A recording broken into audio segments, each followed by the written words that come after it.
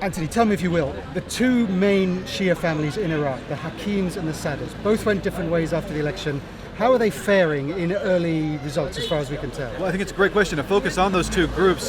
They were pillars of Shiite politics since 2003 when the Americans invaded. They were the two pillars of the election alliance that came together, the predominantly Shiite coalition that competed in Sunday's vote.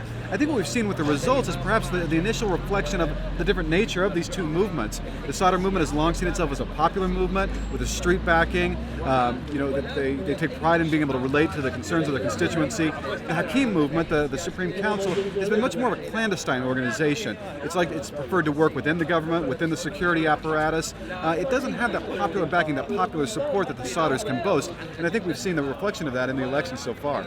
And Friday prayers we've just seen and heard here. What political messages, if any, was the crowd hearing? As usual, the Friday prayers was mainly a homily about worship, about good behavior, about being faithful and devout. But there was a message from Muqtada Sadr himself, who's in Iran right now in exile, supposedly studying to become an Ayatollah. His message was a message of thanks to his supporters, to his constituency here, for turning out to vote and for apparently putting in the numbers that are going to allow the Sadr movement to do very well in the elections. And is that a surprise?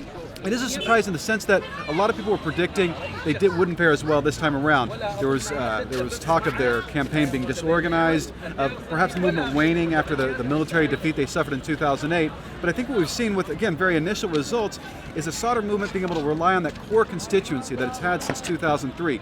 It can turn out the numbers when it needs to turn them out, and it looks to have done that in Sunday's vote.